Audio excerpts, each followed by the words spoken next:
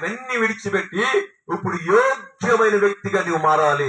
అతి యోగ్యమైన వ్యక్తిగా ఎవరై ఉంటారో వారికంట దేవుడు చేయలేనటువంటి కార్యాలు ఏమీ ఉండవు.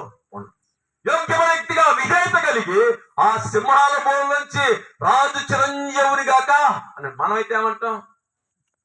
ఉండకూడదు, నీ భక్తులు ఉండకూడదు, నీ విశ్వాసాలు ఉండకూడదు. నువ్వు దేవుని చూసి రక్షణ పొందు, దేవుని చూసి అనవాలి. నువ్వు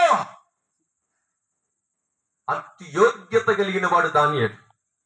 ఉందండి మనకి అతి యోగ్యత? అతి విధేయత మనలో ఉందా? ఒక్కడే నిలబడ్డాడు. నీ కుటుంబంలో కావచ్చు, నీ సమాజంలో కావచ్చు, బంధువులకు కావచ్చు, రక్త సంబంధాలకు కావచ్చు, ఈ లోకంలో నీ ఒక్కడే భక్తి పరుడేమో.